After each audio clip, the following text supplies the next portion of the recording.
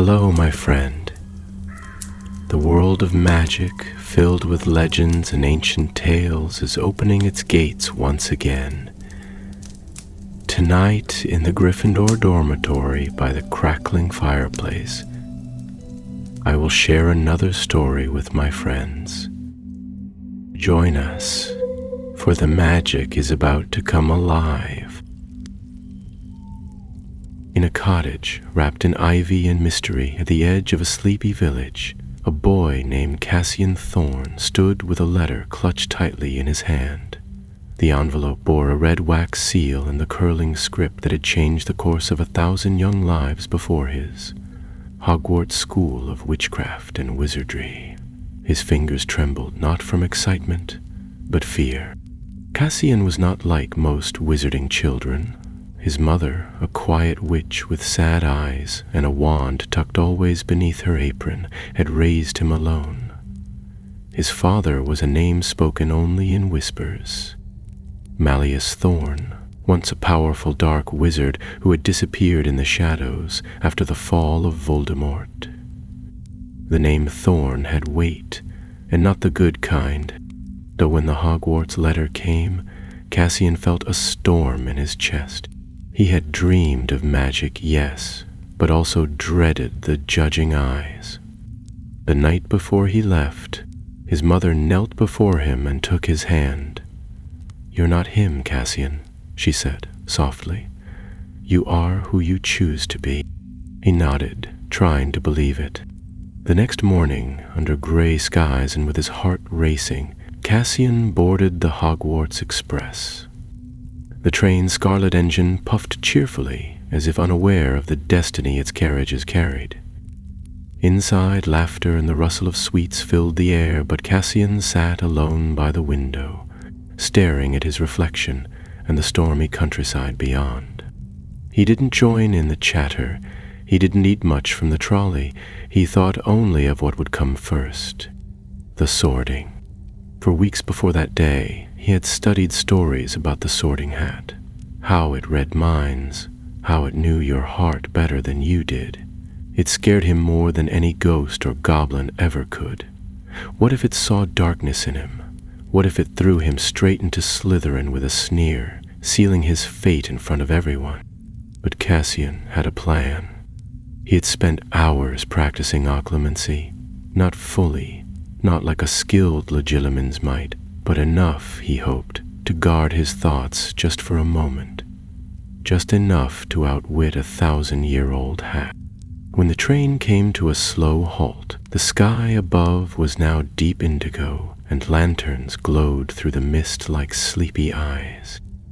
The first years were gathered and led down to the lake, where small boats floated gently along the glassy surface. Cassian sat in the back of his boat, watching Hogwarts rise from the hills like a castle in a dream. Towers and turrets, warm candlelight behind ancient windows. It looked nothing like the world he came from. Inside the castle, the new students were lined up in front of the massive oak doors of the great hall. Behind those doors he could hear voices, the scraping of cutlery, laughter, the clink of goblets, but none of it made Cassian feel welcome. He could only think of the hat in the chair. Professor McGonagall greeted them, firm but fair, and gave her speech about the 4 houses. Then, with a flick of her wand, the doors creaked open, and Cassian stepped into the hall that would shape the rest of his life. The enchanted ceiling shimmered above them, reflecting a cloudy night sky. 4 long tables stretched before them, filled with curious faces and flickering candles.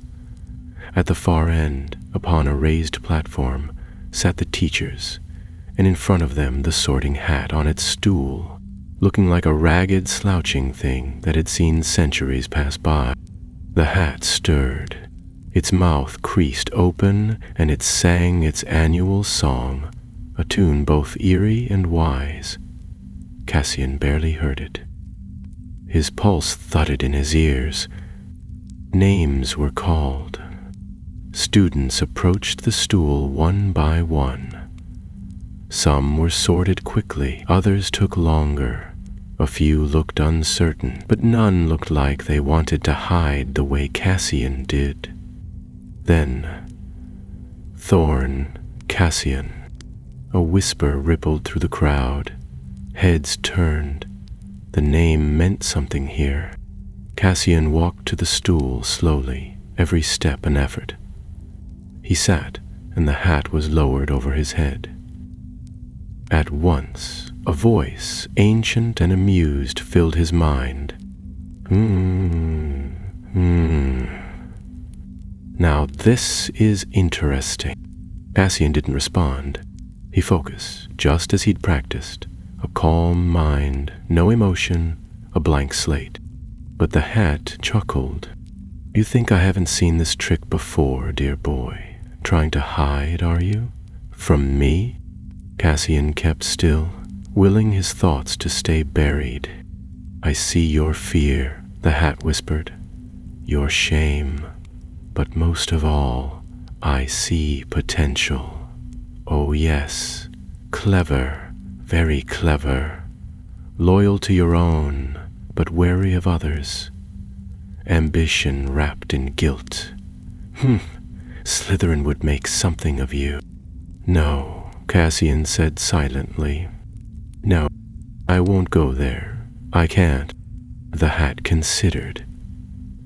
And what if I told you the sorting is not a punishment, that greatness lies in all houses, and Slytherin is no longer what it once was? I don't care.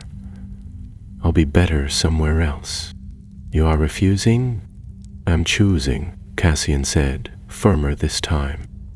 Ah, a mind sharper than most, and a heart determined to shape its fate. Brave, yes, but not brash. There's fire in you, boy. Well then, a pause. Ravenclaw. The hat called it with a note of surprise, and a few scattered claps rang out from the Ravenclaw table. Cassian slid off the stool, his legs weak beneath him. As he walked to his new housemates, he caught a glance from the staff table. Professor Flitwick smiled warmly, but others looked wary. And yet, he had done it. He had chosen. But as he sat down, as pumpkin juice was poured and laughter bubbled around him, Cassian felt a strange pressure behind his eyes. Not pain exactly, but like something had pressed against his mind and left a mark. Far beneath the castle, in a hidden chamber that had not stirred in decades, something creaked. Something old, something watching.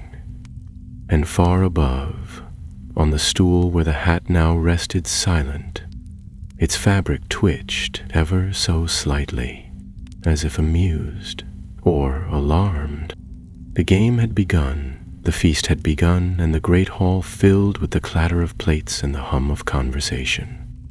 Roast beef, shepherd's pie, and golden Yorkshire puddings appeared as if summoned by the thoughts of hungry minds. Platters slid across tables of their own accord, and goblets brimmed with pumpkin juice.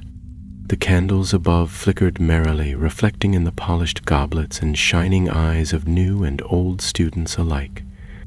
Cassian nibbled cautiously at his food, answering questions with nods and small words.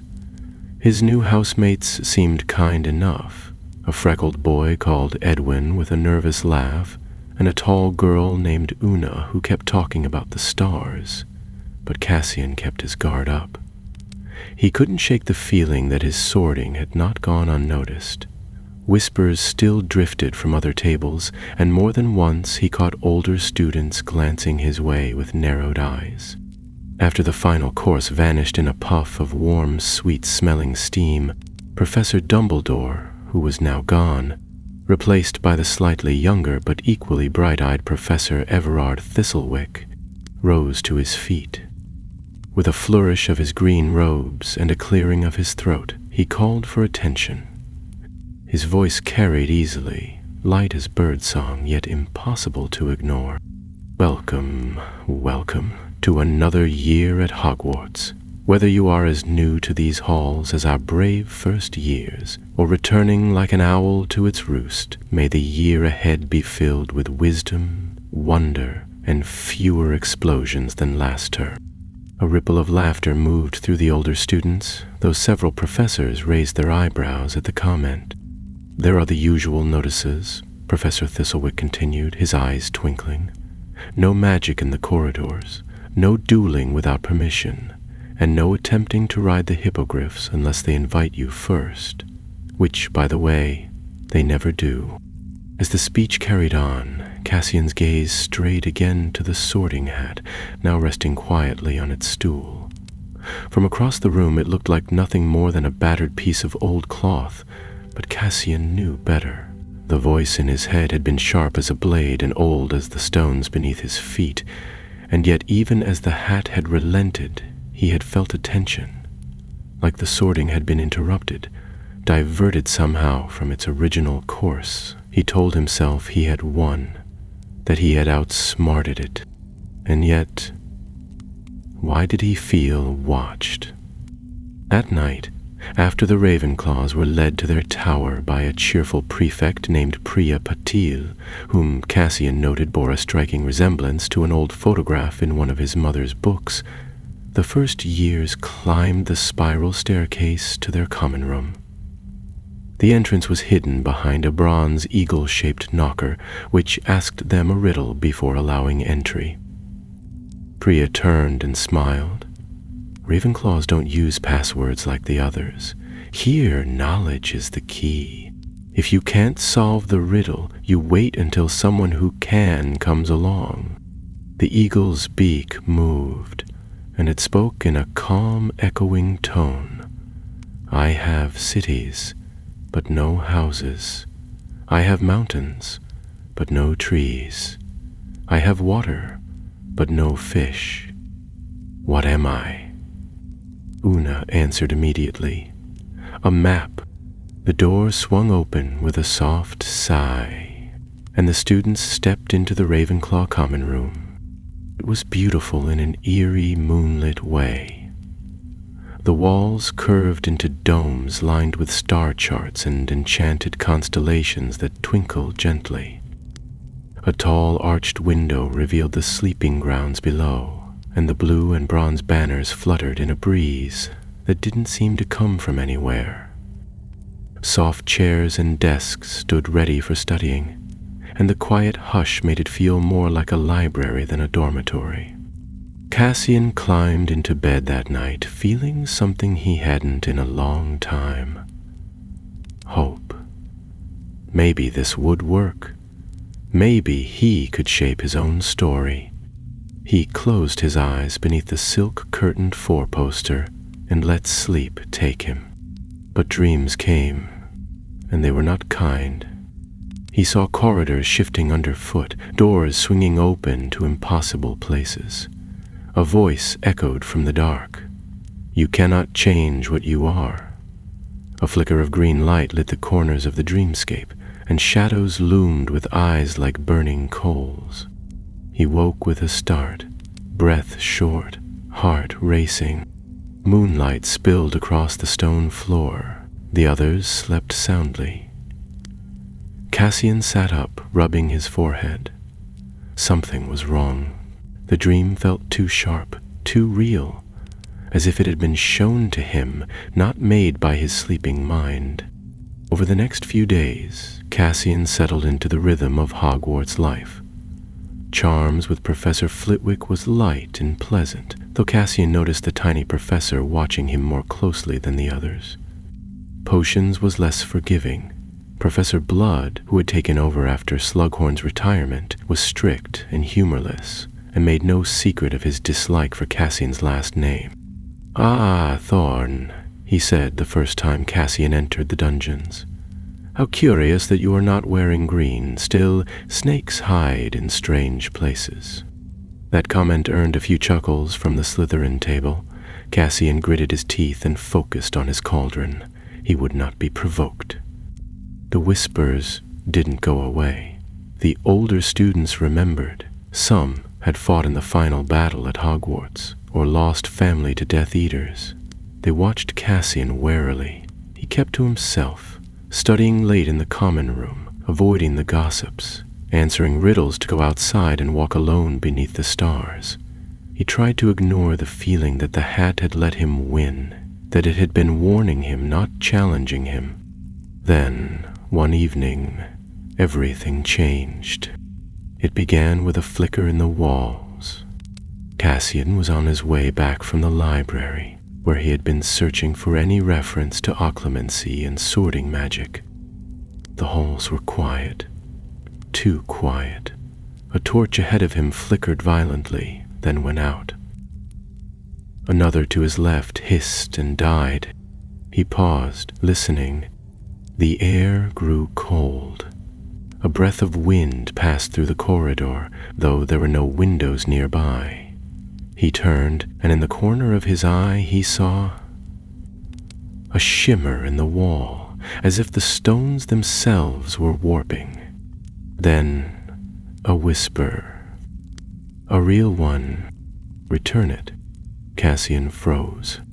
A section of the wall to his left rippled like water, and suddenly a narrow door appeared where before there had been none. It had no handle, no hinges, just a flat surface with an arch of ancient runes carved above it. He approached, drawn by something deeper than curiosity. A pull. Magic, thick and old. He reached out a hand and touched the stone, and the runes flared bright gold. Behind the door, something stirred. A voice hissed again, clearer this time. You should not have chosen. Cassian stumbled back. The runes dimmed. The door remained, silent once more. He fled. Back in the common room, breathless and pale, he sat in a chair and stared into the fire until dawn. Something had awakened, and whatever it was, it had to do with him. The following morning dawned bleak and wet, the castle cloaked in drizzle that ran like silver threads down the tall windows. A fog had settled over the forbidden forest, and even the high towers seemed to peer uncertainly through the mist. Cassian sat at breakfast with a slice of toast in one hand, but he hardly touched it. The events of the night before, what he had seen, what he had heard, looped again and again through his mind. He hadn't dreamed it. He was certain of that now. The wall had rippled. The door had appeared. The runes had blazed like fire, and the voice, low, whispering, knowing. It had spoken directly to him.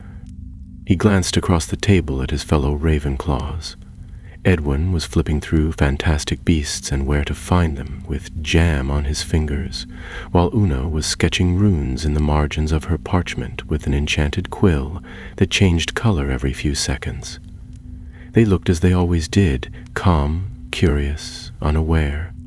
None of them showed any sign that they too had heard or seen anything strange. Perhaps, he told himself, it had been meant for him alone. As the bell tolled and the students rose for lessons, Cassian made a decision. He had to know what he had stumbled upon. If it was dangerous, if it was cursed, if it was connected to him or his bloodline, he needed to understand it before someone else did. There was no room for mistakes. He paid close attention in ancient runes that day, more than usual, copying every symbol on the chalkboard, and even asking Professor Greaves, who rarely smiled but appreciated good questions, about the translation of older magical inscriptions. She raised a thin eyebrow at his sudden interest, but answered nonetheless.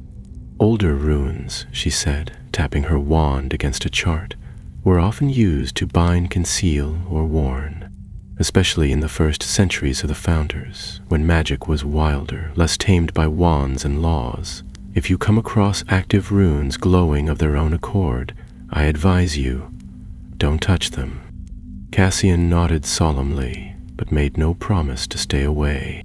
That evening, when the castle had grown quieter and the halls emptied of footsteps, he crept out of the Ravenclaw common room beneath his father's old invisibility cloak. It had not belonged to the Thorn, but rather his grandfather. His mother had insisted Cassian take it to Hogwarts just in case. Now he was grateful for it.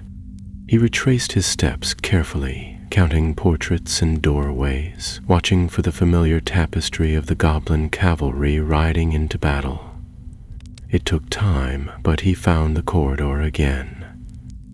The torches were dim, the air colder than before. He stepped forward and waited, heart pounding. For a moment, nothing happened. The stones remained as they were, solid and unmoving. Then, with a shimmer like heat above a fire, the wall shifted. The arch appeared, the runes shining faintly once more. Cassian took a breath and pressed his palm to the door. The runes flared, and the stone melted away. Beyond lay a narrow passage, coiled like a burrow deep into the earth. He stepped through, his wand already drawn. The darkness inside was nearly total, pierced only by the soft blue glow from the tip of his wand. The walls here were different, older, rougher, cut from black stone that pulsed faintly with a magic he could not name. Dust filled the air, and the scent of something ancient, long buried, clung to his clothes. The tunnel wound downward in slow spirals, and as he descended, the hum of magic grew stronger, like a low note vibrating through the very air. Then the passage opened into a small chamber, circular and domed, lined with more runes. In the center stood a pedestal. Upon it sat a book bound in dark leather, worn and cracked by time. Its cover bore no title, only a single mark, a curling serpent entwined around a flame. Cassian stepped closer, breath shallow. He knew that symbol. He had seen it before, pressed into the old ring his mother kept locked in her drawer, the sigil of the House of Thorn. The book gave off no heat, no light, but as he touched it, a tingle shot through his fingertips. The runes on the walls responded, flickering to life. He opened the book. Inside, the pages were filled not with spells or stories, but with entries, records, names, lineages, notes written in a looping script he recognized faintly from his mother's letters. The book was a ledger, a record of his family's bloodline. Some pages were sealed with wax, others marked with black ink that had bled into the paper. Near the middle he found the name, Marius Thorn. Below it, in smaller writing, were the words, "Bound by choice, marked by will. The legacy sleeps until claimed." He turned the page, and suddenly the room changed. The runes flared red. The stone beneath his feet groaned. A voice echoed, louder than before, deeper and clearer, not whispering now, but speaking. "Blood calls to blood. You were warned." Cassian staggered back, the book falling shut in his hands. The pedestal cracked. The walls trembled. From the shadows, tendrils of black mist crept toward him, slithering along the floor like living smoke. He turned and fled. The passage shook as he ran, the magic behind him now wild and furious. The door reappeared at the tunnel's end, and he threw himself through it just as the runes exploded in light. The stone sealed behind him, once again a smooth wall. Panting, shaken, he leaned against the corridor wall and slid down to the floor. Whatever he had found, it had not wanted to be found, and he had not outsmarted the sorting hat. He had interrupted it. The next morning brought little peace. Cassian tried to focus in transfiguration, but his mind kept returning to the chamber. At lunch, he avoided conversation, pushing food around his plate. The others noticed, of course. Una leaned over at one point, voice soft. "You look like you've seen a banshee." He forced a smile, but didn't answer. Later that afternoon, just before supper, a folded note arrived with one of the school owls. It landed on his lap and bore no name on the outside. He unfolded it carefully. Inside were just 4 words, written in tidy script. "A hat remembers everything." There was no signature. Cassian looked around sharply, but no one appeared to be watching him. His secret, it seemed, was no longer entirely his own. Cassian folded the note slowly, his fingers cold despite the warmth of the great hall. The words pulsed in his mind like a heartbeat. "The hat remembers everything." He stared down at the parchment a moment longer before slipping it into his robe pocket. His appetite had vanished. That evening, he returned to the Ravenclaw common room earlier than usual, claiming he had a headache. The others didn't question him. In truth, his mind was spinning with too many questions for company. Who had sent the note? How much did they know? And why now, after days of silence? A fire crackled in the hearth, throwing long shadows on the curved walls. Cassian sat in a corner armchair, staring into the flames while around him his housemates read books, worked on homework, or chatted softly beneath floating candlelight. He could have tried to act normal, to laugh or talk or pretend everything was fine, but something had shifted. Whatever he had stirred beneath the school had not settled back to sleep. It was awake now. Why? He waited until the common room had emptied, then slipped quietly up to the dormitory. As he lay in bed, eyes wide open beneath the dark canopy, he thought back to what the Sorting Hat had said. "I see your fear, your shame, but most of all, I see potential." What if it had meant more than just his ambition or cleverness? What if it had seen the book, the chamber, the magic bound by his family's blood? He had thought he was choosing freedom, but perhaps he had merely diverted fate, not escaped it. Next day passed in a blur. His classes were uneventful, though Cassian thought he caught Professor Flitwick watching him more than once with a faint frown. By late afternoon, rain had begun to fall in earnest, drumming against the castle windows like impatient fingers. The corridors were damp with the scent of stone and old spellwork, and most students took refuge in their common rooms. Cassian, however, had other plans. He made his way toward the library, intending to follow a trail of answers rather than instincts. Madame Pince, the librarian, gave him a sharp look as he entered. Cassian suspected she knew the names of every student who spent time among the older, dustier shelves. Still, she said nothing, and he slipped into the aisles like a shadow. He had long suspected that the book he'd found in the hidden chamber was older than anything mentioned in the standard histories of wizarding Britain. Now, he hoped to find some record of magical vaults or secret family tomes tied to Hogwarts. The Thorn name had been powerful once. Perhaps it had left deeper marks than most had realized. For hours he pored through volumes bound in cracked leather and brittle cloth. He read about the founders, the construction of the castle, the enchantments woven into its bones. There were mentions of hidden rooms. Yes, but most were vague or dismissed as legend. One passage in an obscure compendium of magical architecture caught his eye.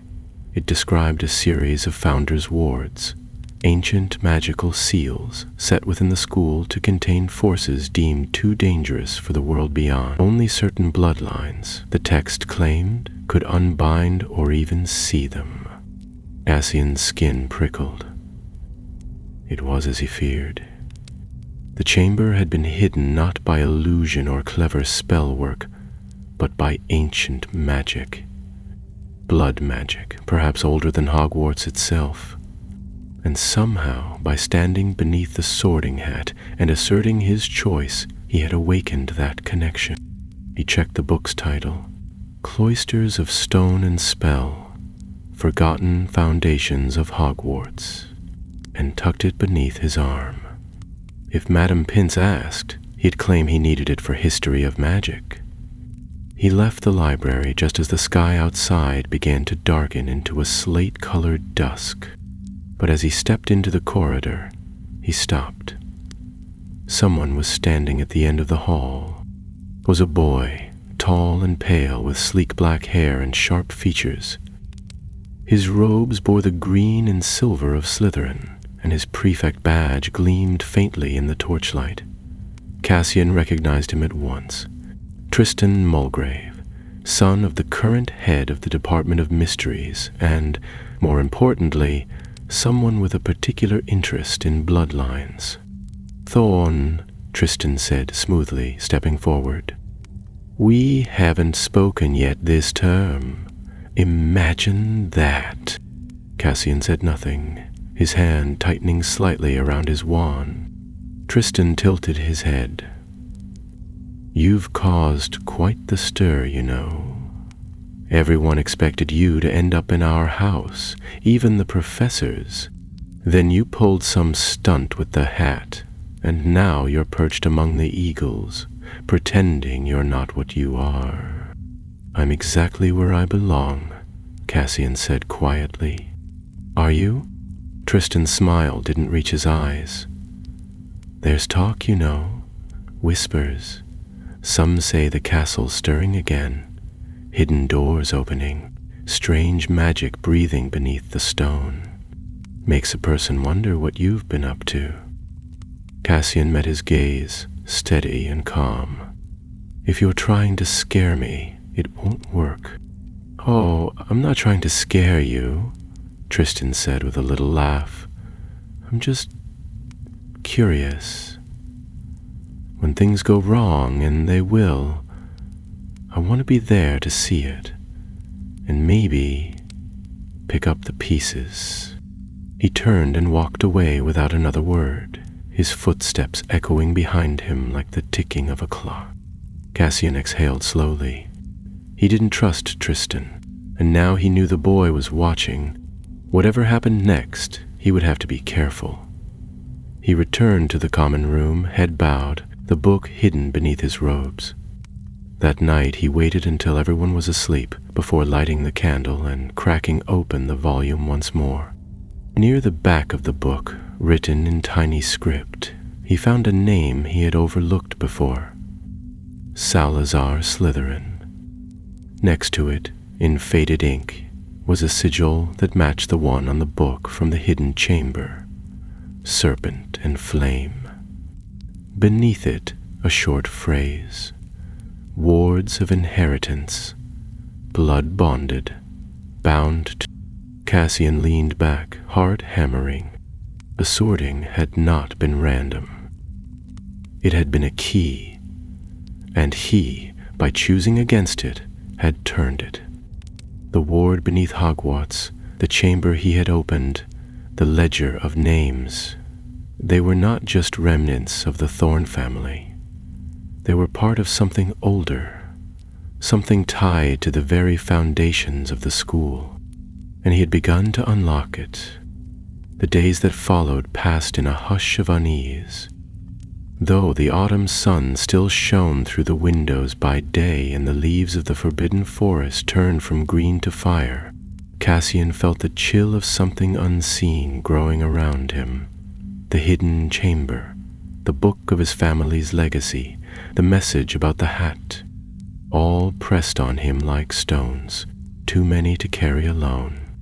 In classes he remained quiet, but he began to listen more keenly to the murmurs around him. Students were speaking of odd happenings, portraits that refused to speak, staircases changing direction mid-step, a suit of armor that had toppled over without cause.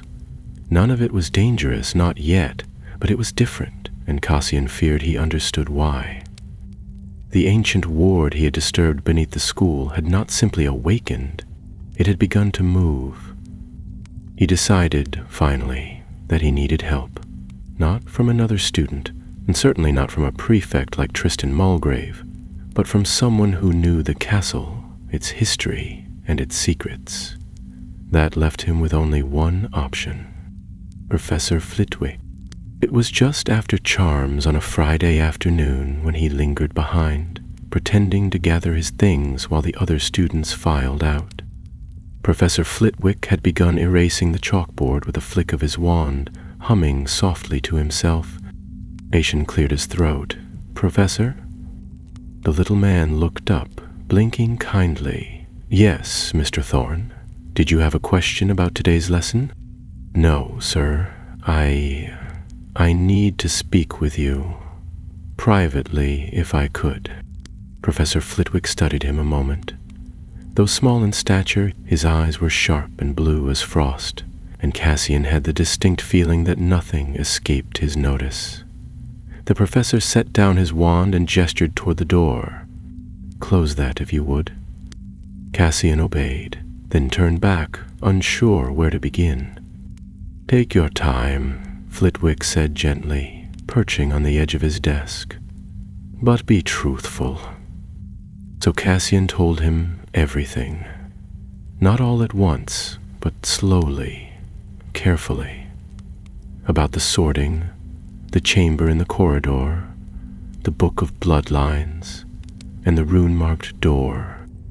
He left out only the note about the hat. That he was not yet ready to share. When he finished, the room was silent save for the tick of the enchanted clock on the far wall. Professor Flitwick had not interrupted once, but now he rose, pacing thoughtfully across the floor. "I thought something of the kind might have happened," he said at last. "The hat was troubled after your sorting. It muttered for hours when returned to its stand, and it has not done that in many years." "You knew?" Cassian asked, his voice barely a whisper. He knew there was a disturbance.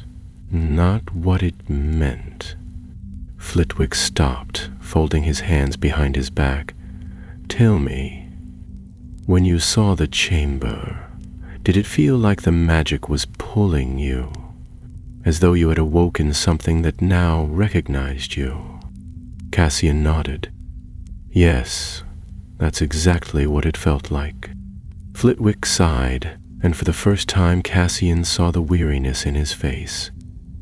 "You've stumbled into something far older than yourself. Bloodbound magic is rare and dangerous precisely because it cannot be broken by ordinary means. If that book you found was indeed a thorn ledger, then it was likely protected by the wards of Salazar Slytherin himself. But of why me?" Cassian asked. "I never wanted any of this. I just wanted to not be him." "Because you are his son," Flitwick said gently. "Magic older than Hogwarts doesn't care what you want. It only understands what is. But that doesn't mean you're bound to the same fate. You are not your father, Cassian.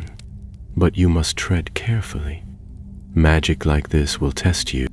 Cassian lowered his eyes. "I think I've already failed."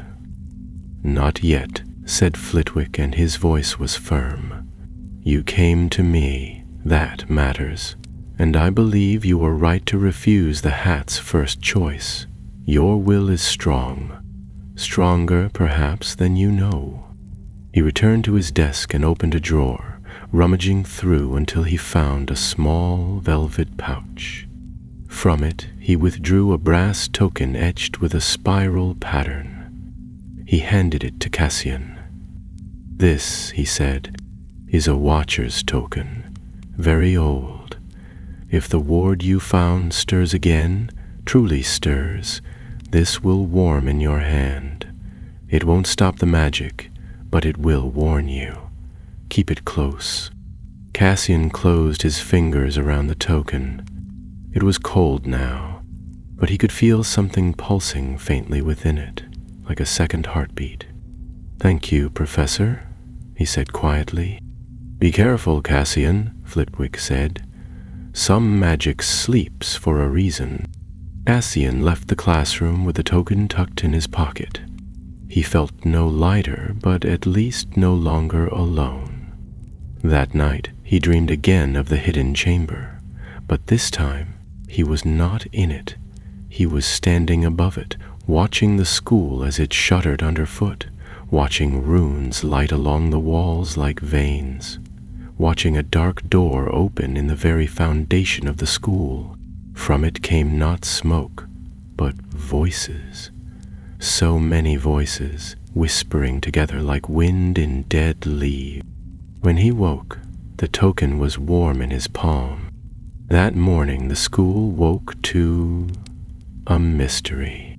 3 students from Hufflepuff had been found in the courtyard at dawn, unconscious and pale, though unhurt. They could not be roused for over an hour, and when they awoke they had no memory of how they had arrived there. Professor Sprout had been beside herself, and the hospital wing bustled all morning. No signs of hexes, no curses, no memory charms, just 3 students taken from their beds and left under open sky. Cassian listened in silence as Edwin and Una relayed the story over breakfast. Maybe they were sleepwalking, Edwin offered. 3 of them, from different dormitories? Una frowned. And all ending up in the same place at the same time? That's not normal. Cassian said nothing, but his hand strayed to his pocket where the token still pulsed faintly. The events had begun. He could feel it. The chamber had sent out its first ripple. He rose from the table and left the hall before the others could notice. He had to return, not just to the chamber, but to the hat. The Sorting Hat remembered everything. Perhaps, if it could see into minds, it could also see the truth of what had been set in motion. And perhaps it would finally tell him what it had really seen when it had looked inside him. The tower that housed the Sorting Hat stood high above the castle's main wings, in a quiet, seldom visited annex near the headmaster's study. Few students ever had reason to go there after their first evening at Hogwarts, and most forgot its location within a week of being sorted. But Cassian had not forgotten. In fact, he had committed the path to memory the night he first dared challenge the hat. Now, as the castle slumbered under the hush of midnight, and the walls gleamed faintly with enchanted torchlight, he crept through its corridors with measured steps, the invisibility cloak wrapped tightly around his shoulders. The air grew cooler as he ascended the spiral stairs, and his breath began to fog slightly in front of him. It was not an ordinary chill. It had weight to it, as though the very stones were breathing in silence. At the landing he paused before the oak door, old and carved with the sigils of the 4 houses entwined around a 5-pointed star. No charms barred entry, no locks, for few would dare disturb what rested within. Cassian pressed the door open and stepped inside. The room beyond was circular, its walls lined with velvet banners and glass cases displaying artifacts of Hogwarts' long history. Wands, time-darkened parchments, and portraits whose subjects appeared to be sleeping. The Sorting Hat sat atop a wooden pedestal in the center of the room, beneath a tall window that let in the pale moonlight. Its shadow stretched long across the stone floor, and for a moment, Cassian hesitated. Then he stepped forward, lowered his hood, and took the hat in both hands. Before he could second-guess himself, he placed it upon his head. At once, the familiar voice coiled through his mind, dry and knowing, like a whisper from a page that had not been turned in centuries. Laz waved at him. Well, it said, as though amused. Look who's come back. Cassian swallowed. You knew something would happen if I chose Ravenclaw. Indeed I did. The hat replied, not unkindly. I warned you, though. You thought yourself clever. You buried your fears, masked your thoughts, and steered your own fate. But magic that old is not so easily denied. What did I open? He asked. his thoughts trembling at the edge of clarity. What was that chamber? Her room, the hat said softly, its tone deepening. A seal, a gate, the first of many. Long ago, before Hogwarts took its shape as a school, before the four founders parted ways, there were things placed deep within these halls, secrets, safeguards, and trials. Salazar Slytherin was not only a builder of chambers and hoarder of bloodline pride, he was a warden of forgotten power. Each founder bound something of theirs within the school, something to be tested only by those of their choosing. And I broke it? No, said the hat. You awakened it. You reached for choice in defiance of fate, and by doing so you called attention to a bloodline the castle had not stirred for in many years. The Thorns were once among the oldest magical houses, older than even the Crouches or Malfoys, forgotten only because they chose to disappear. Cassian's thoughts raced. Then it's not just my father, it's deeper than him? Much deeper, the hat murmured. You were never only choosing a house, Cassian Thorn. You were choosing whether the school would recognize you as heir to an ancient bond. And did you tell me? Would you have listened? The hat asked, not unkindly. Would you have stayed in Slytherin and accepted what it meant to carry a name the world fears? You feared the darkness, so you fled from it. But you carry the key, regardless. Cassian pulled the hat from his head, breathing hard.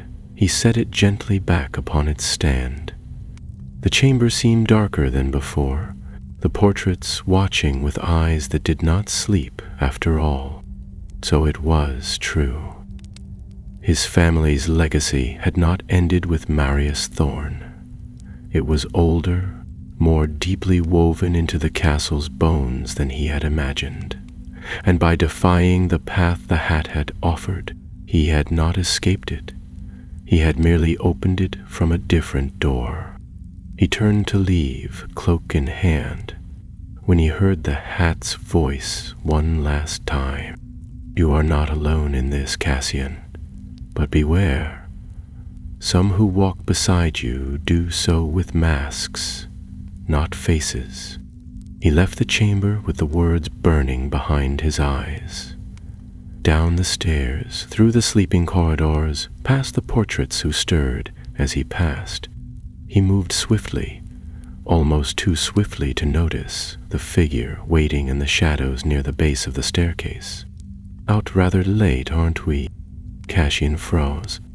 Tristan Mulgrave stepped from the darkness, wand already in hand, eyes gleaming with triumph. His green and silver robes shimmered in the moonlight. I followed you once, Tristan said.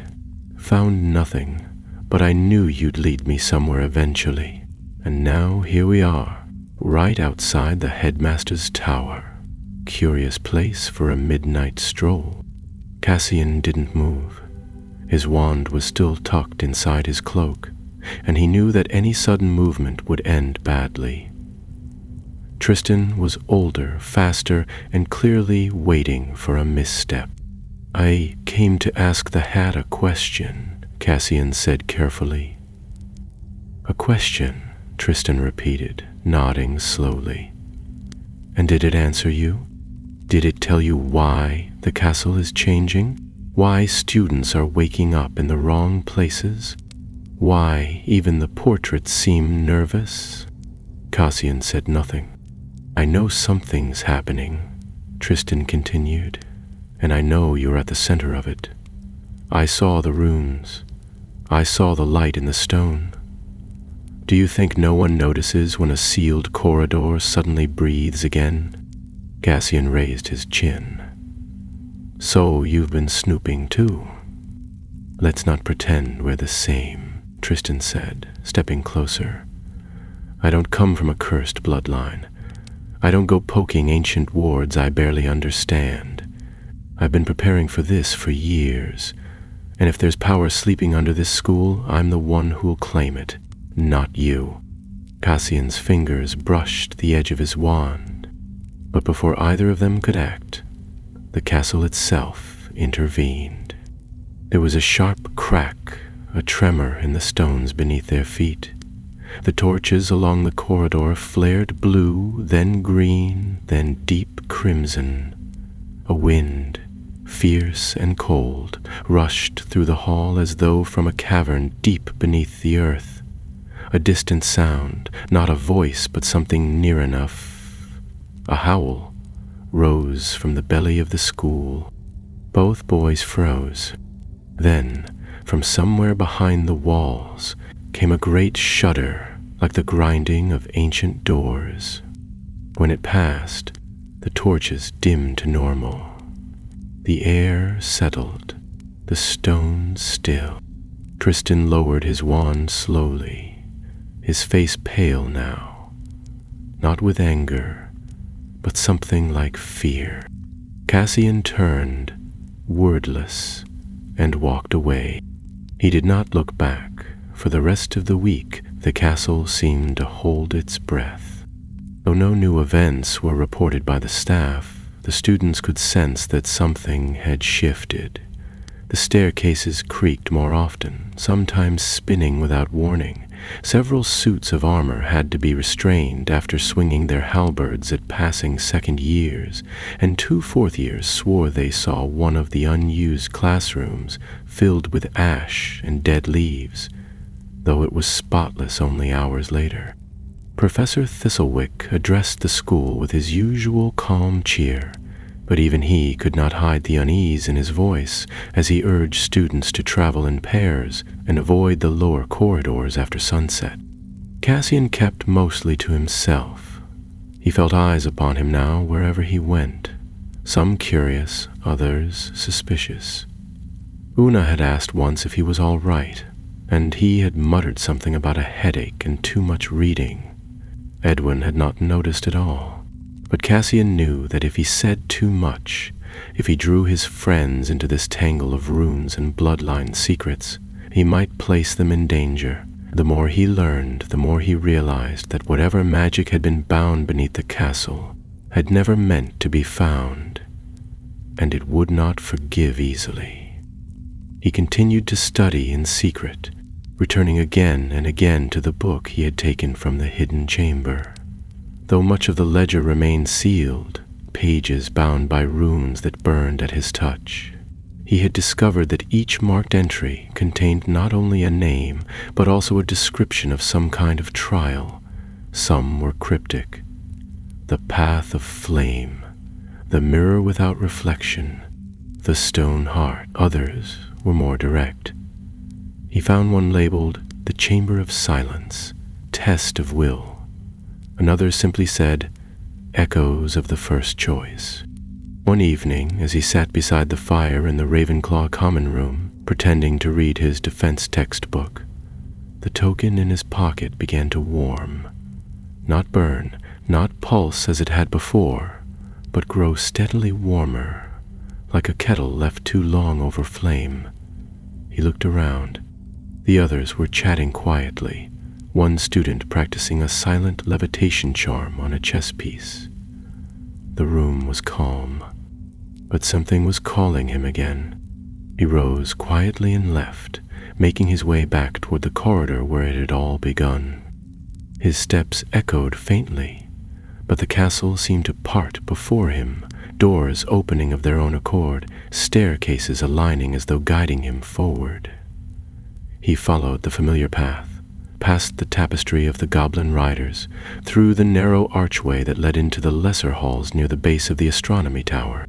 There it was, the same stretch of wall. It shimmered before he reached it, the stones peeling back like curtains to reveal the hidden door once more. The runes above the arch glowed faint gold, no longer red, no longer threatening. They seemed to recognize him now. With a breath, Cassian stepped through. The tunnel had changed. Where once it had been plain stone, it was now etched with glowing lines that pulsed softly with blue light. The air was warmer, not unpleasantly so, and the strange, deep hum of magic was gentler. It felt expectant. At the end of the passage, the chamber remained, but the book was gone. In its place, the pedestal now held something new, a stone basin filled with silvery light. Cassian approached, his wand out, but nothing stirred. The light swirled calmly, like water and mist, and he recognized it at once. A pensieve. He had only seen one once before, in a borrowed book on advanced magical memory. They were rare, dangerous in the wrong hands, and often protected by wards. But this one seemed unguarded, open, waiting. Cassian bent over it slowly. The surface of the pensieve shimmered, and an image began to form. Not from his own memory, but someone else's. A tall figure stood in the middle of a snow-colored field, clad in dark robes lined with silver. His hair was dark as coal, his face pale, and his eyes, Cassian saw them clearly, were the same shape and color as his own. Marius Thorn. The figure in the vision turned, as if sensing someone, and spoke. To the one who bears my name. If you've come this far, it means the seal has been broken. It means the blood has called again. Listen well. What you have found is not a treasure, nor a weapon. It is a trial. I could not pass it. I could not even face it. Cassian leaned closer, heart racing. You will be tempted. You will be tested. Each chamber is a reflection, not of who you are, but who you might become. I set my mark upon this path not to guide you, but to warn you. Do not seek mastery. Seek understanding. That is the only way to survive. The memory faded.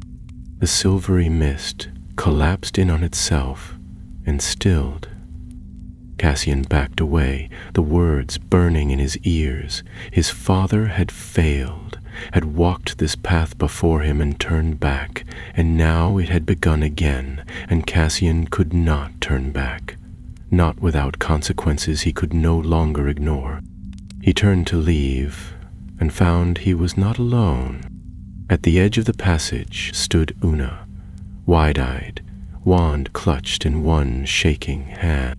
I followed you, she said softly, her voice cracking. I thought you were in trouble.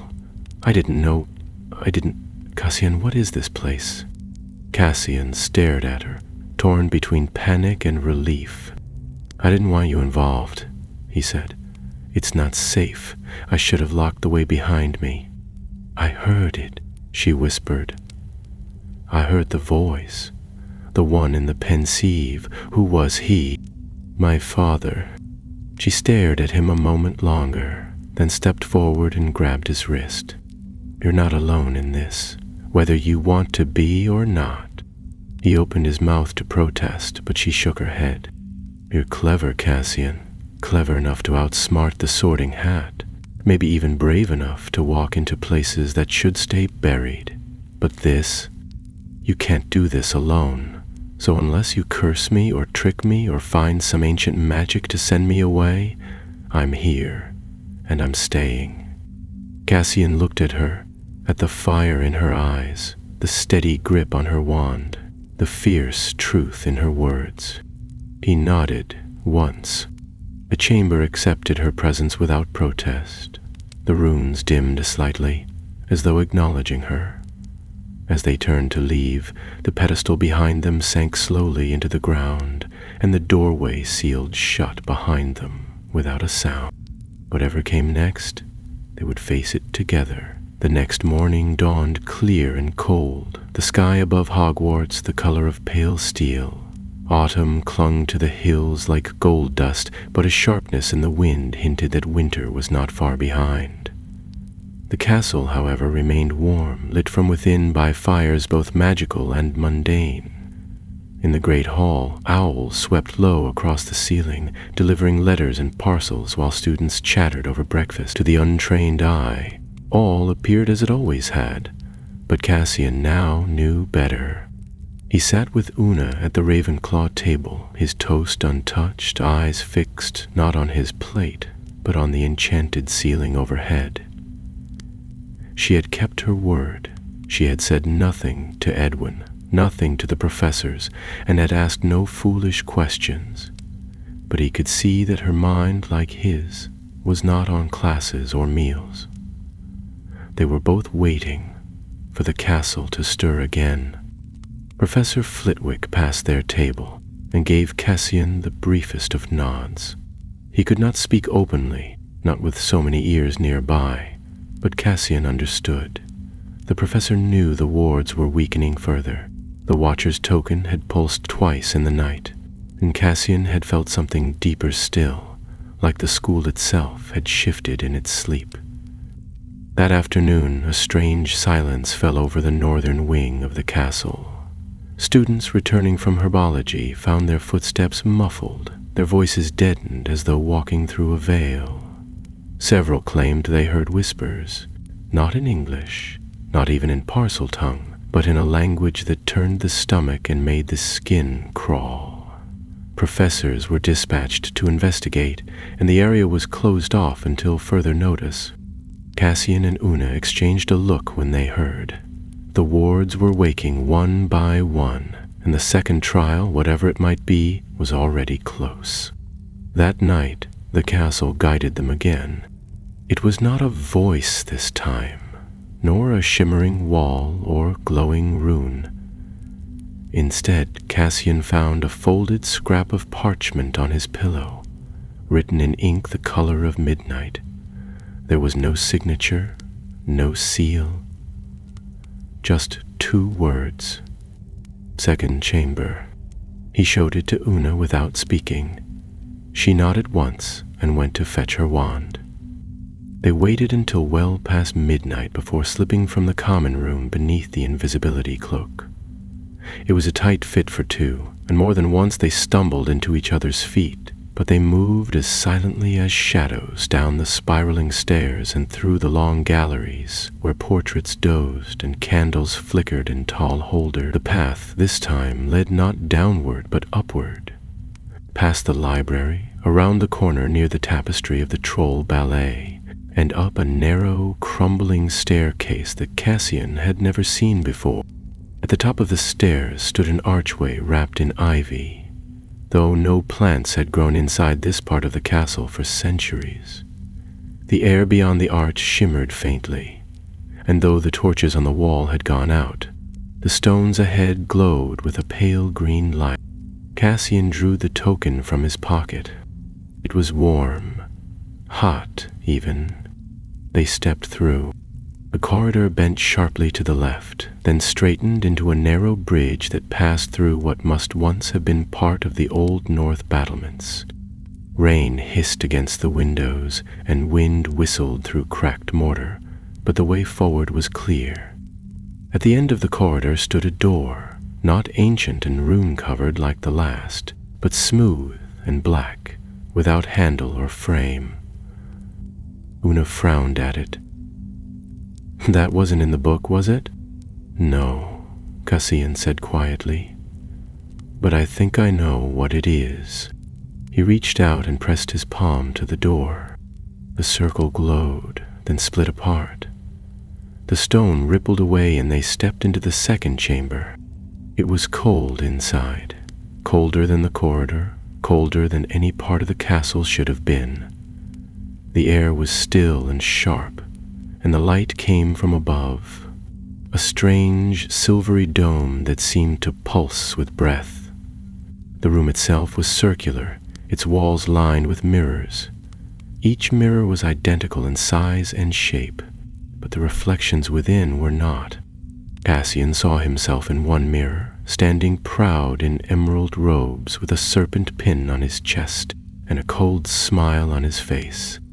In another, he was cloaked in shadows, faceless and silent, watching the castle burn. In a third, He saw himself as a boy, no wand, no magic, just a frightened child standing at his mother's side. Una gasped.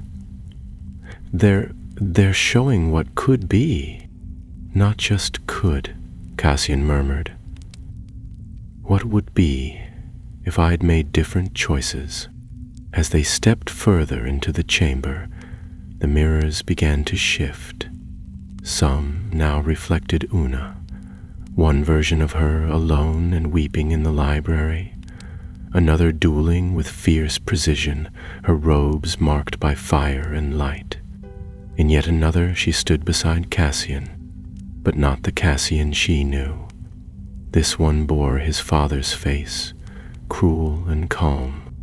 The center of the chamber held a raised platform with a single pedestal. On it was an object wrapped in cloth. Cassian approached slowly, his wand held steady. As he drew near, the mirrors behind him flickered violently, the images within them warping, twisting. Voices filled the chamber, not from the air but from the mirrors themselves.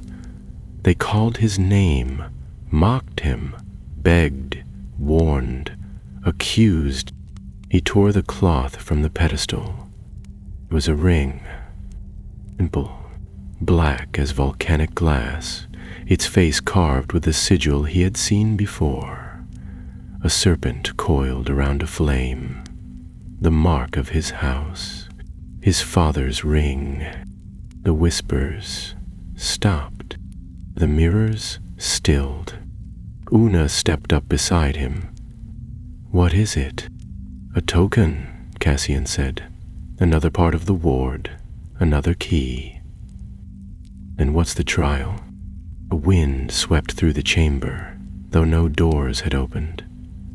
The dome overhead darkened, and a voice, not one of the reflections, but something older, something real, spoke. To take the ring is to accept the path. You may not wear it and remain unchanged. Cassian stared at the ring. It was just an object, and yet it was not. It pulsed with old magic. His blood responded to it.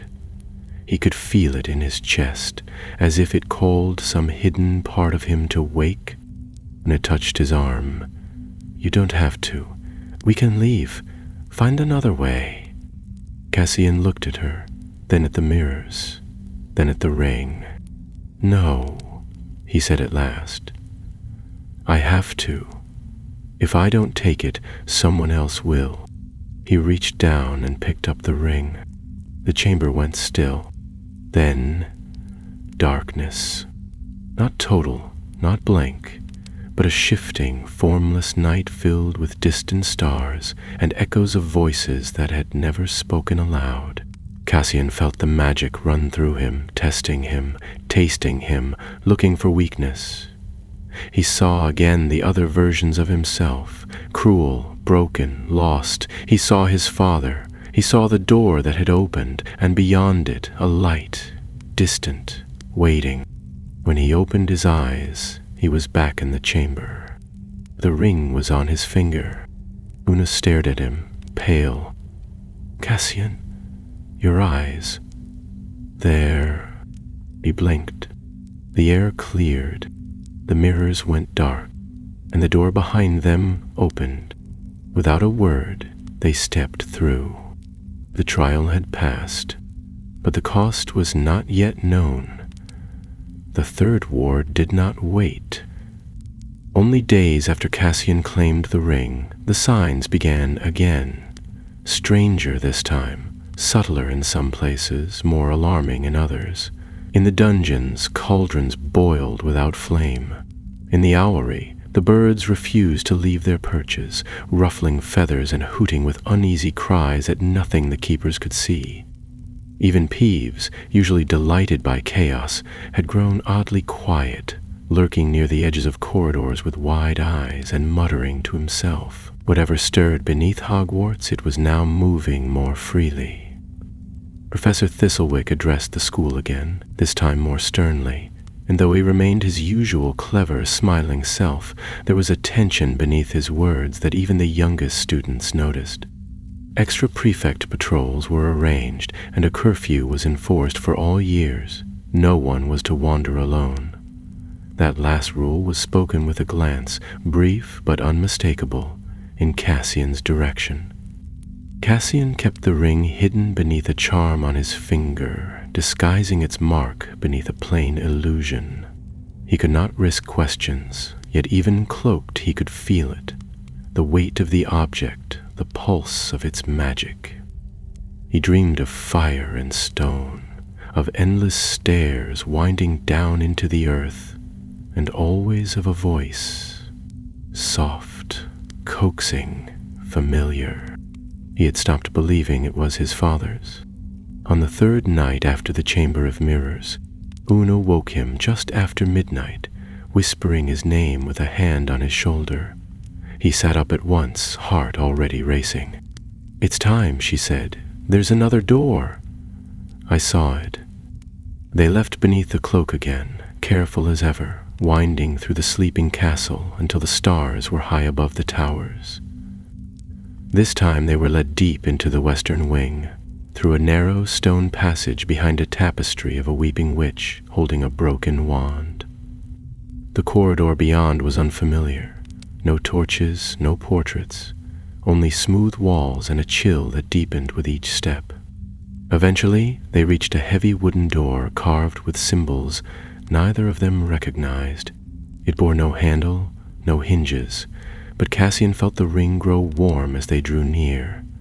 Without being told, he pressed his hand, ring first, against the center of the wood. The door opened like a sigh. The chamber beyond was vast. Unlike the others, this room was not circular, but built like an amphitheater, with wide stone steps descending into a dark pool at the center. There were no torches, only a soft, silvery light that seemed to rise from the water itself. The air was heavy with the scent of wet stone and something else. Older, deeper, a magic that made the hair on their arms stand on end. Along the walls, bas-reliefs were carved into the stone, weathered and ancient. They showed scenes neither Cassian nor Una recognized. Figures in robes, towers crumbling, a great tree with burning leaves, and always a serpent, coiled around a circle of flame. They descended carefully, each step hollow beneath their feet. The pool at the center was utterly still, and yet its surface rippled with color, sometimes blue, sometimes green, sometimes the deep crimson of blood. When Cassian stepped closer, the water shifted. Shapes formed beneath the surface, distant, pale, flickering like candlelight. Una whispered, "Is it another trial?" Before Cassian could reply, the water rose, not violently, but deliberately, as though drawn upward by invisible hands. It formed a column that twisted in the air, then collapsed inward to form a figure, a woman in robes, tall and severe, her features half hidden beneath a hood. Her voice was not like the others. It was not soft or hissing or sly. It rang through the chamber like bell-knell, clear and old. "You bear the mark. You pass the second seal. Now you must speak the truth." Cassian's mouth was dry. "What truth?" "Your truth. The truth you have buried. The truth you fear." He swallowed. "I've told no lies." "Yet you have hidden," she said. "You wear a ring and pretend it is not yours. You walk the school and deny your name. You wield magic born of blood and claim no legacy. You are a thorn." "I never wanted to be," he said, his voice quiet. "That is not the trial," the figure replied. "You must name it. Speak the fear that opened the gate." Cassian stared at the pool. Reflections shifted again, scenes from his childhood, his mother's pale face, a wand never drawn, a letter unopened until he was 11, the day the owl arrived, the night he sat beneath the hat. He saw again the darkened chamber, the book of names, the sigil in the stone, and he heard the voice, the hat's voice, when it whispered of Slytherin. "I was afraid," he said, "that if I let the hat choose, I'd become like him, my father. I thought, if I chose differently, I'd be different. But I'm not. I can still feel it. The magic, the temptation, the ambition, the rage. It's there." The figure did not answer. The pool began to shimmer more brightly. "I'm afraid," he continued, "that I won't stop it. That the more I open these doors, the more I'll become what everyone thinks I am, what I was born to be." The water rose again, swirling around him, not touching, but circling, like a tide drawn by gravity. "And yet," said the figure, "you spoke it. That is the difference." She raised a hand. The light above the pool brightened until it became almost blinding. Then, slowly, it dimmed. The pool settled. The figure faded. On the pedestal that now stood where the water had been, a third object rested.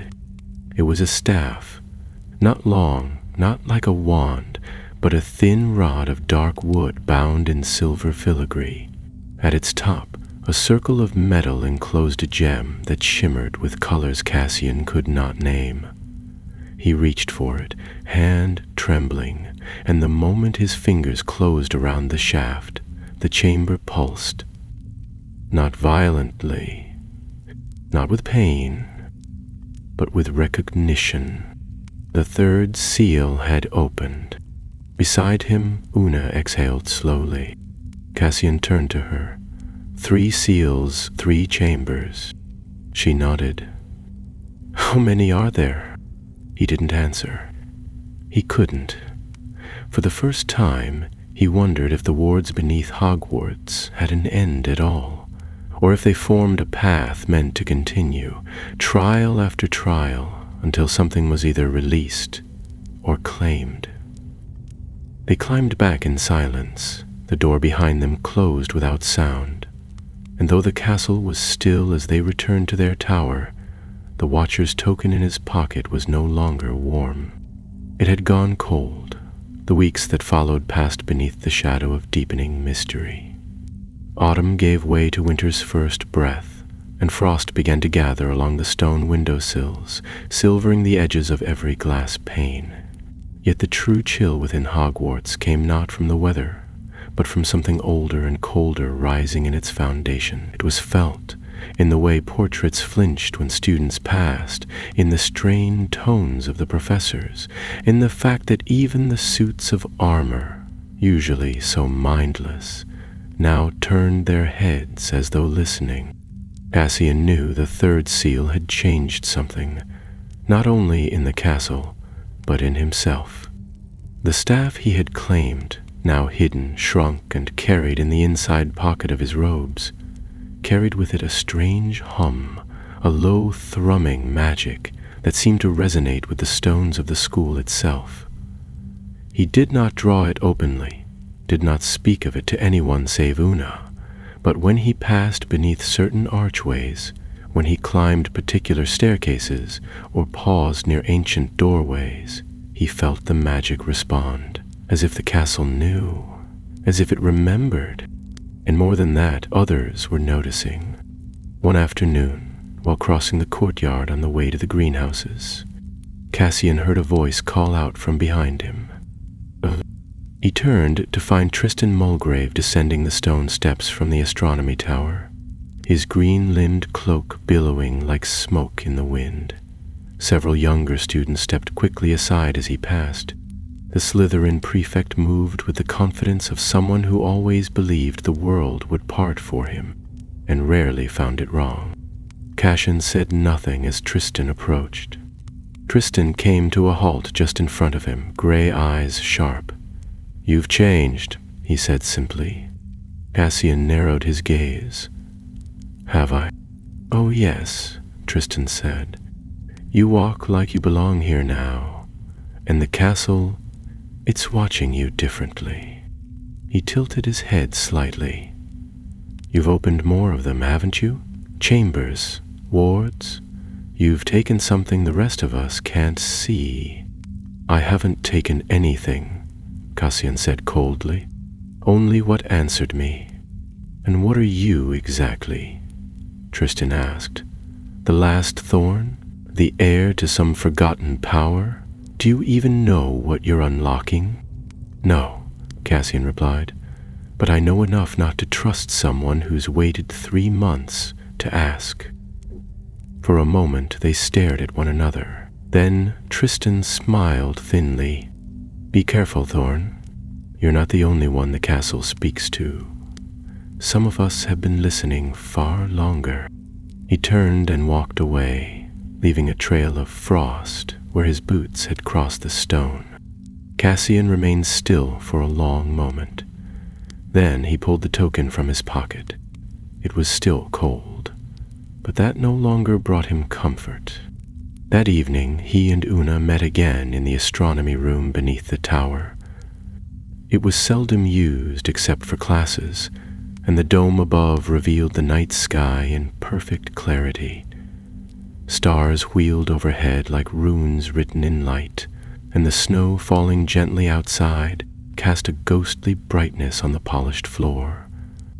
Cassian placed the staff on the table between them. "It's not just a key," he said. "It's a conductor. It connects to the school." Una leaned closer. "I felt it too when we were near the 3rd chamber. The walls didn't just respond to the ring, they responded to you. I think the wards are more than just tests," he said slowly. "I think they're measuring me, seeing what kind of person I am, what kind of person I'll become."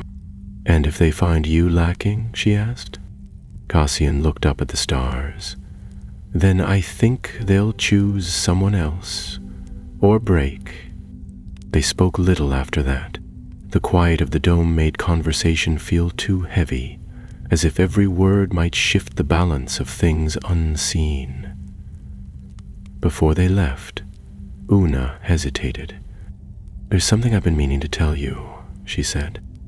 "My grandmother, she used to tell me stories about the founders, about the wards beneath Hogwarts. She said there was once a 5th. Cassian frowned. "A 5th founder?"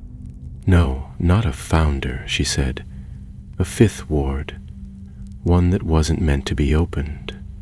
One created not by all 4, but by one alone. She said it was hidden, bound by silence, buried so deeply even the castle forgot where it was." Cassian didn't reply, but a chill moved through him, deeper than before. That night, the token burned, not warm, not pulsing, burnt. He woke with a gasp, the pain sharp in his chest, his hand clenching around the glowing brass disc. He flung back the covers and crossed the dormitory in 3 strides, wrenching the curtain aside around Una's bed. She was already awake, wand in hand, face pale and eyes wide. "It started," she said. "The 4th seal." They wasted no time dressing. The castle, it seemed, had grown impatient. The halls felt different now. Not sleeping, not waiting, but awake. Torches flared as they passed. The suits of armor bowed their heads without reason. Even the portraits turned and whispered to one another as they descended the stone staircases. The path led them not downward this time, but out. Through the entrance hall, past the great oak doors and into the snow-covered courtyard. The moon hung high above them, casting the castle's towers in silver, Cassian drew his wand and stepped forward, Una beside him. The snow here had melted, though no warmth touched the air. The stones of the courtyard were bare, blackened and steaming faintly. At its center, where once stood an old statue of a kneeling knight, now yawned a pit, round, deep and silent. Without a word, they descended. Steps formed as they walked, appearing beneath their feet, spiraling downward into the dark. The air grew close, the sound of wind vanished, and then they were inside. The chamber was like none they had seen before. No runes lined the walls, no symbols glowed in waiting. Instead, the space was empty, utterly empty. A void of stone and silence. Cassian could not see the ceiling, nor the floor beyond the platform upon which they stood. The silence here was not absence of sound, but a weight, a pressure behind the ears, a hum behind the eyes, and in the center of the platform stood a single chair. It was not ornate, not carved, simple, wooden, as though a student might sit in it before a teacher. Cassian stepped forward. His voice, familiar, amused, and ancient, spoke from nowhere and everywhere. You chose not to listen. Now you must be heard. The chair beckoned. Una reached for his arm. You don't have to do this. Yes, Cassian said, already moving. I do, he said, and the world fell away. At first there was only darkness, not the familiar dark of candleless halls or clouded nights, but a deeper void, colorless, formless, without air or weight. Cassian could not feel the platform beneath him, nor the chair he had just taken, and yet he knew he was still seated, still whole. There was a strange pressure against his temples, as though some unseen presence leaned close, observing him without eyes. Then came sound, not spoken words, but the echo of memory, drifting up from the far corners of his mind. He was 5 years old, hiding beneath a table while his mother argued with a man whose face remained hidden in shadow. Her voice had cracked as she said his name, Marius, and pleaded for something Cassian could no longer remember. The scene faded and shifted. He stood before the sorting hat once more, but this time he said nothing. The hat spoke louder, more insistently, and with a sharp cry, he was placed in Slytherin. Cheers rang out from the green and silver table. He rose, and when he turned to look back at the stool, the face beneath the hat was not his own. Scene after scene spun around him, neither dreams nor visions, but fragments of possibility. What might have been had he not fought, not chosen, not defied the fate the castle had offered. He saw himself older, stronger, robes lined in silver and black, his wand raised not in defense but in domination. Students followed him, professors feared him. In one glimpse he stood atop the astronomy tower, his staff raised to the storm-lashed sky as lightning curled around his hand. And then it changed. The visions broke like glass, and the chair beneath him solidified once more. He found himself seated not in the stone chamber, but in a great hall, familiar in structure, yet wrong in every detail. The torches flickered with blue flames. The house banners were replaced by 4 empty frames, and the teacher's table stood vacant. Cassian was alone, save for one figure at the far end. It wore no face. A hooded thing, tall and thin, robed in layers of shadow that writhed like living mist, yet he knew at once it was not a ghost, not a memory, but something real. It spoke, and its voice was unlike any other. It was neither man nor woman, nor old nor young. It was like hearing the meaning behind a sound, a shape behind a shadow. You have passed 3 gates, it said. The fourth lies not in knowledge, nor blood, nor will. The fourth is silence, the kind that hides truth behind choice. You came to the castle wearing a name. You challenged the hat. You chose a path, and in doing so changed the course of this school's memory. Cassian swallowed. I didn't mean to. I only... You feared, it said. And fear is the strongest force of all. Stronger than magic, stronger than blood.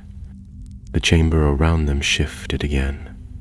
The faceless figure stepped forward, and as it did, the air grew heavier, charged with a magic older than language.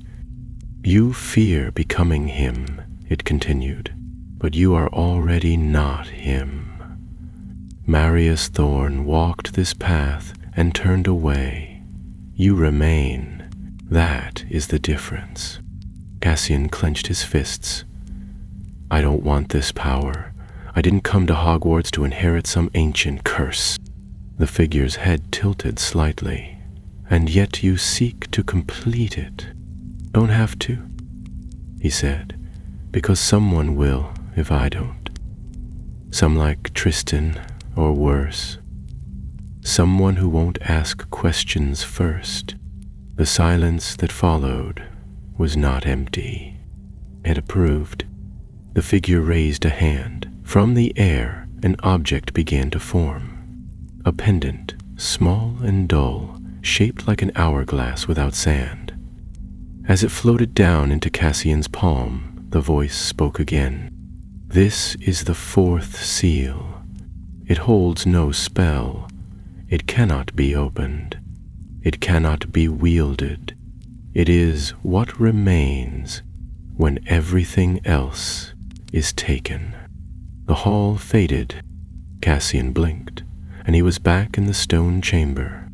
Una stood nearby, staring at him with wide eyes. You were gone for almost an hour. You never moved, not once. He rose slowly from the chair. His robes clung to him with sweat, though the air was cold. He held out the pendant, and she took it carefully. It's the fourth seal, he said. But it doesn't do anything. It just is. Una examined it, frowning. That doesn't make sense. The others had purpose, power, symbols, tasks. Why would this one be different? Because it's not a test of what I can do, he said. It's a reminder of what I can lose, or already have. They left the chamber together.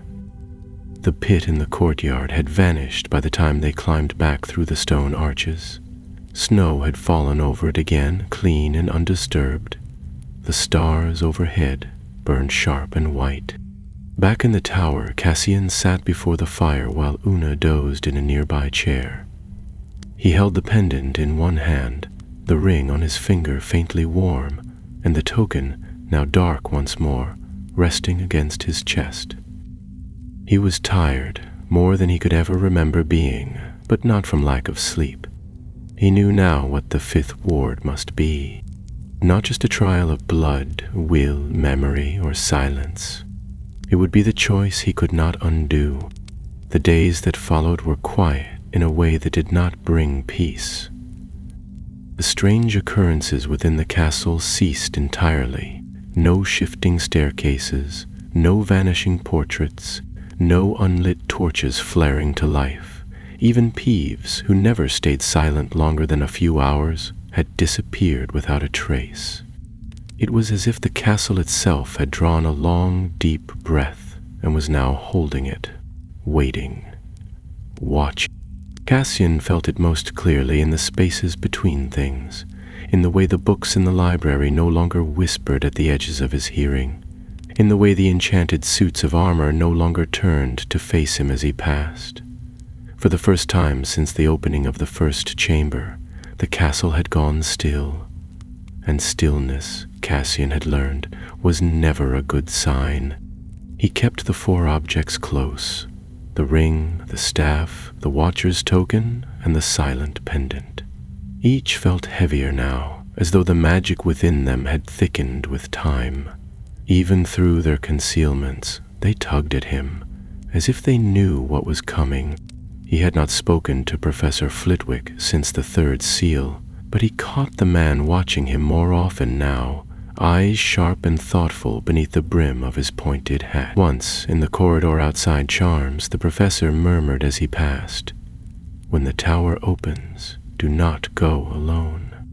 Cassian hadn't understood the words then, but he would.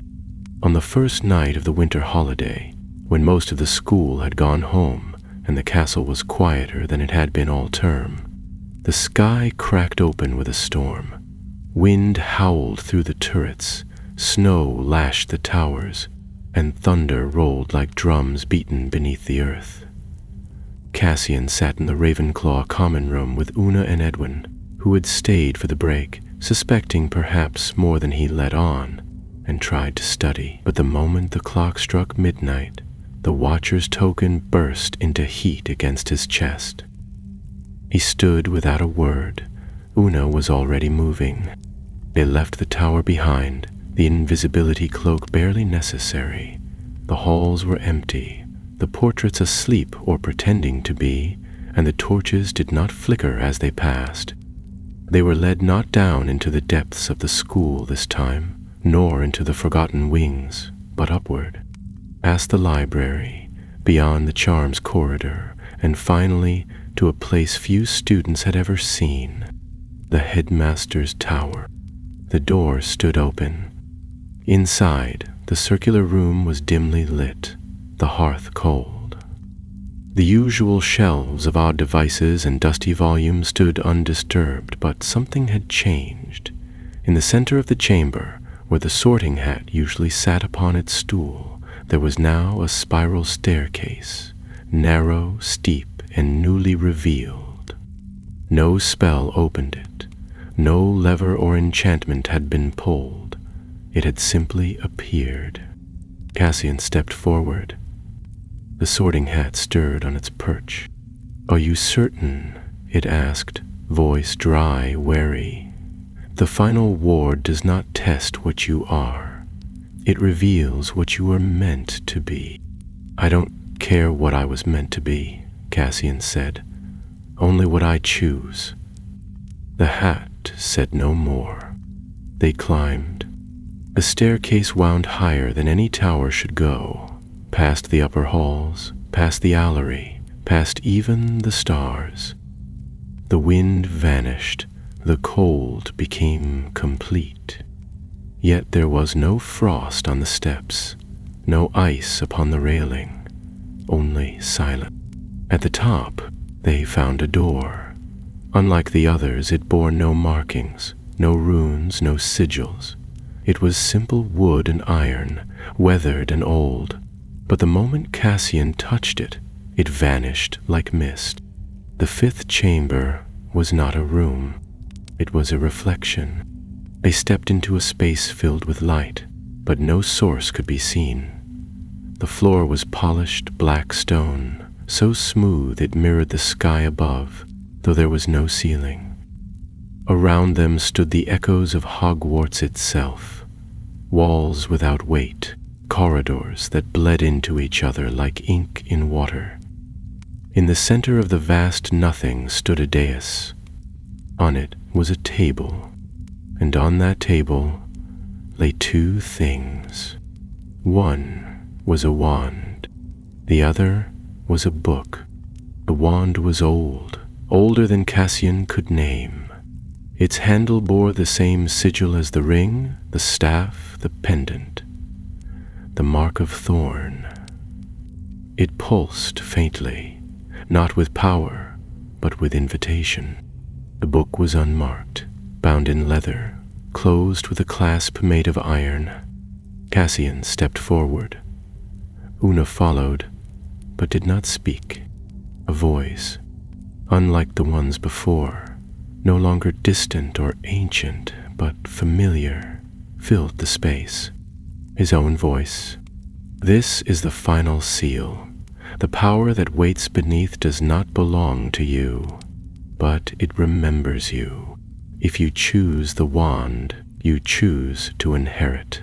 If you choose the book, you choose to understand. You may take only one. The other will be sealed. Cassian stared at the objects. He could feel them. The wand pulsed with strength, with certainty, with control. The book, by contrast, did not sing to him at all. It waited. He looked to Uno. She said nothing. He reached forward and took the book. At once the chamber began to shake. The wand crumbled to ash. The space around them blurred, and in the place of the mirrored floor, the sky, the echoes of the school, there was now only a room. A small stone-walled room, the heart of the school. In the center of it stood a pedestal. Upon it, the book opened, and in it, not spells, not secrets, but names, hundreds of names. Not only Thorn, not only the great families, all of them, every student who had ever walked the path of power and chosen not to rule, everyone who had passed by temptation and walked on. Cassian understood. He had not chosen weakness. He had chosen memory. The power of the wards was never in what they granted. It was in what they protected, the truth, and he would be its keeper. The chamber did not vanish. There was no triumphant surge of magic, no light to blind them, no final voice booming from the heavens. It simply remained, quiet, still and whole, as if it had always been there and would always remain, whether or not someone came to find it. The book on the pedestal lay open, its pages turning gently in the still air. Cassian stepped closer, careful not to disturb the space, though something in him already knew that the room had accepted him. The fifth seal had not been about passing, nor even about proving. It had been about understanding, about seeing what others had missed and choosing not to wield but to preserve. He ran his fingers along the edge of the book. The names shimmered faintly, not engraved with ink, but written in something older, memory itself, perhaps, bound in magic too deep to unravel. There were students he recognized from the rolls of history, from the portraits in the great halls. There were names no one had spoken in generations. And at the very end, written in smaller script, was his own. Cassian Thorn, keeper chosen by will. A soft sound behind him drew his attention. Uno stood at the threshold of the chamber, arms folded tightly, eyes glistening. She had not asked what he would choose, nor pressed him to explain once the book had been taken. But now that it was done, her voice trembled only slightly as she said, "Is it finished?" He nodded, though not with certainty. "This part is. The wards are sealed, but the magic, it won't sleep again. Not entirely." She stepped forward, looking down at the book with a mixture of awe and sorrow. "Then what happens now?" "I keep it," he said. "The book, the memory. I don't think it can leave this chamber, and I don't think anyone who isn't called by the wards could find it again." He hesitated, then added, "Not unless they were chosen." "And if someone else comes?" she asked. "If they try to open the seals again?" He looked down at the pages, then closed the book with one hand. The clasp clicked shut with a finality that echoed softly against the stone. "Then, I'll be waiting." The chamber let them go. No doorway opened, but they found themselves once more in the headmaster's tower, the spiral stair gone, the sorting hat asleep on its stool. Snow still fell beyond the windows, gentle and unhurried. The fire in the hearth had returned, and a fresh warmth filled the room, as if whatever watched over the school had exhaled, finally at rest. As they stepped out into the corridor, they met Professor Flitwick standing just beyond the door. Wrapped in a navy cloak, his eyes twinkling though his expression was unreadable. "So," he said, his voice calm, "you made your choice." Cassian hesitated. "You knew it would come to this." "I suspected," said Flitwick. "The wards are older than any of us remember, but they respond only to those who refuse what they offer. That's their test. Not power, not courage. Restraint." He stepped forward and laid a hand gently on Cassian's shoulder. "You've done what many could not. You didn't just unlock the truth. You earned the right to guard it." Cassian met his eyes, searching. "Is that all I am now, a guard?" "No," said Flitwick, smiling faintly. "You're a student. You're a Ravenclaw. And you're still you. The castle hasn't changed that. You've changed it." They walked back together, the three of them. The corridors, though quiet, felt different now, less watchful, less wary. It was as though the stones remembered Cassian and no longer regarded him as a stranger. Word of the events that term would not spread. The wards protected their own, and whatever magic had stirred remained bound beneath silence and secrecy. The students returned from the holiday unaware that anything had shifted, and though Professor Thistlewick gave no indication of what he knew, Cassian noticed the headmaster would sometimes glance toward him with a knowing smile, as if silently acknowledging what had passed. Tristan Mulgrave did not approach him again. Classes resumed. Snow thawed. Spring began its quiet return. The castle continued to breathe and shift, ancient and alive, but no more doors opened in the night, no tokens flared with heat, no voices whispered beneath the stones. Cassian still kept the ring, the staff, and the pendant. The token, its task fulfilled, no longer warmed. He placed them in a box in the bottom of his trunk, not out of fear, but out of reverence.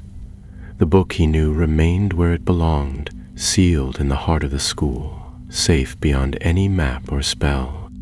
And though he never returned to the fifth chamber, he sometimes felt its presence, like the echo of a bell heard only by those who had once stood before it. One night near the end of term, Cassian sat with Una on the astronomy tower, the stars wheeling above in a sky clear and endless. She leaned back against the stones, her hands folded behind her head. "Do you think," she said quietly, "that they built the wards knowing someone like you would come along?" He watched the stars for a long moment before answering. "I think they hoped someone would." Far below, the castle slept, but its heart was awake.